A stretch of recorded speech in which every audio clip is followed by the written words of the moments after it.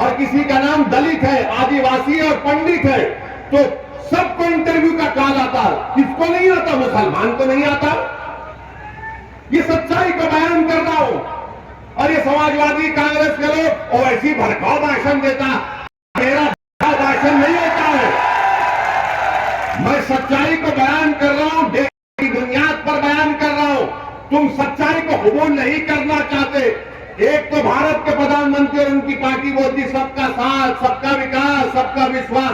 कहां का सबका साथ हो रहा है? उत्तर प्रदेश में जहां से प्रधानमंत्री एमपी हैं, उस प्रदेश में 58,365 मुसलमान हायर एजुकेशन में ड्रॉप आउट है। क्यों आपने स्कॉलरशिप नहीं देते? और बोले जाते हैं। और फिर अखिलेश यादव, बहुजन समाज, ये कांग्रेस नहीं वो ऐसी वोट काटता है। अरे इसमें क्या है बताओ? तुम मुंह क्यों नहीं खोलते इसके बारे में? एनकाउंटर हुआ तो मुंह नहीं खोलते। मगर मेरे अजीज दोस्तों और बुजुर्गों, इसीलिए हम आपसे कह रहे कि आपको अपने जमीन से अपने नेता को बनाना। मैं दासना को आया, यूपी को आया, आता रहूंगा। आप जो फैसला लो मैं तो आता रहूंगा। अगर आप इसको कहेंगे कि ये एक तरफा मोहब्बत है तो यकीनन एक तरफा मोहब्बत है। मैं आपसे कुछ नहीं चाहता हूं, मैं सिर्फ ये चाहता हूं कि आप एक सियासी ताकत बनिए, अपनी एक सियासी आवाज को मजबूत बनाइए। याद रखो, आसमानों से तो उतर कर आने वाला नहीं है, जमीन से आपको अपना नेता बनाना पड़ेगा। मैं अपने आप को नेता बनाने नहीं आया हूं। मैं चाहता हूं कि आपकी आवाज, आपकी वोट की ताकत और अहमियत बने। आप बताओ कि क्या हो रहा है उत्तर प्रदेश में। अब तो महिलाओं को लेडी डॉन मीडिया लिखती है। हेलो, महिलाओं को दिखाकर मीडिया दिखाता है लेडी डॉन। हाँ भैया, अब वो दिन दूर नहीं है कि जब एक 12 साल के बच्चे को बताया कि कहा जाएगा ये बच्चा डॉन, तेरे को बात करेंगे, तेरे को।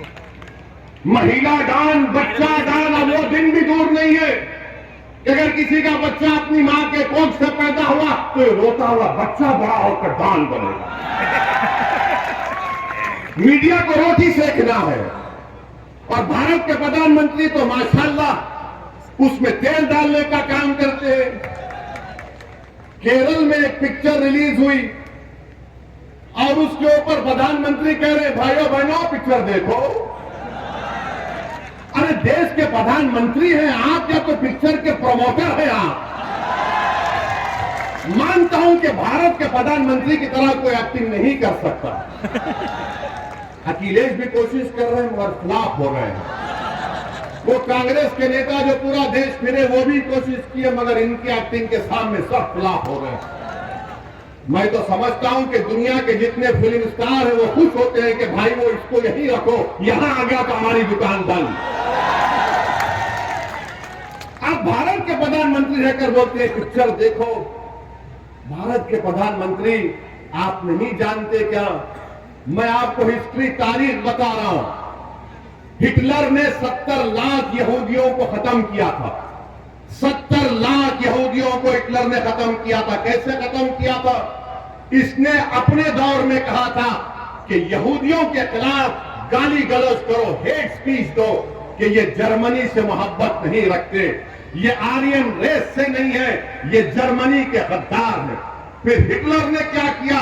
पिक्चर बनाना शुरू किया। 1940 में हिटलर ने पहली पिक्चर बनाई थी यहूदियों के खिलाफ। उसका जर्मन लैंग्वेज से अगर ट्रांसलेशन तर्जुमा करेंगे तो उसका पिक्चर का नाम था द इटर्नल जू। उसमें क्या दिखाया गया? ये यहूदी जर्मनी के गद्दार हैं, ये जर्मनी के अंदर घर के दुश्मन है। देश के प्रधानमंत्री, जर्मनी की तारीख आपके सामने है, जर्मनी की तारीख आपके सामने है, उसको आप नजर रखो। आप जिस देश को, ये बहुत बड़ा देश है, इस देश की खूबसूरती, इसका कल्चर है, इसका मजहब है, इसकी जबानें हैं, वो पिक्चर को दिखा रहे। अरे पिक्चर बनाने वाला कितना कमजोर है। पहले कहा कि 32,000 महिला आईसीस में चले गई। जब कोर्ट में केस गया तो कहा कि सिर्फ 3। अरे वो गई तो तुमको क्या तुम क्या पिक्चर बनाकर पूरे बुर्खापोश खवातीन को बदनाम करोगे? तुम क्या पूरे समुदाय को बदनाम करोगे? और भारत में जितने मुसलमानों के मजहबी तंजीमें हैं, उन सब ने आईएसआईएस के खिलाफ फतवा दिया, कहा ये दहशतगर्द है, आतंकवादी है। तो वो नहीं दिखाते। और किसी ने हमसे कहा कि उस पिक्चर में ओवैसी तुम्हारी तकरीर भी दिखाई गई। तो हम मानते हैं कि हमारी तकरीर को सुने बगैर हमारे दुश्मन का भी पेट में दर्द नहीं कम होता। इनको लगता है कि जब तक ओवैसी का भाषण नहीं सुनेंगे हम में मर्दानगी नहीं पैदा होगी। तो सुनो, सच्चाई पर मुमन्नी है, झूठ पर हम नहीं बोलते, लंबी लंबी नहीं छोड़ते। भाइयों बहनों 15 लाख आ जाएगा। भाइयों बहनों हर साल 2 करोड़ नौकरियां मिलेंगी, अच्छे दिन आ जाएंगे। तो ये पिक्चर बना रहे हैं।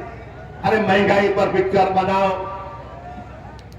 पिक्चर बनाओ। किसान को फर्टिलाइजर नहीं मिल रहा है, नहीं बनाएंगे।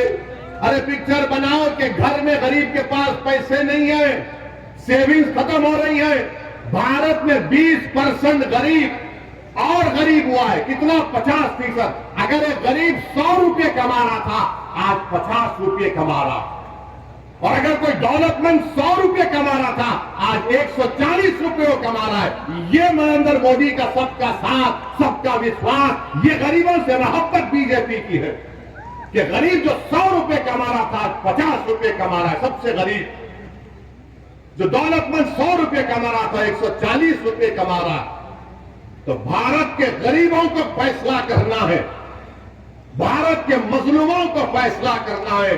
और 11 तारीख के दिन दासना की जनता को एक तारीखी फैसला लेते हुए आप तमाम से अपील कर रहे हैं कि आप हाजी आरिफ के हाथ को मजबूत करिए और आप इस वास्ते भी वोट दीजिए कि वो नाथूराम गोडसे की नाजायज औलाद को भी मालूम हो जाए। यहीं पर हम पर गाड़ी पर गोलियां चलाई गई थी, तो उनको भी जवाब दीजिए। हम आपसे क्या कह रहे हैं? गोली से नहीं, बैलेट से जवाब दीजिए। और हम उनकी गोली का जवाब जबान से देंगे, उनकी हर गोली का जवाब अपनी भाषण से देंगे, संविधान से देंगे, तूफान खड़ा कर देंगे इंशाअल्लाह ताला। तो 11 तारीख के दिन सुबह सुबह निकलिए, एक होकर यहां से हाजी आरिफ को कामयाब करिए, बीजेपी को शिकस्त दीजिए, बीजेपी को हराइए।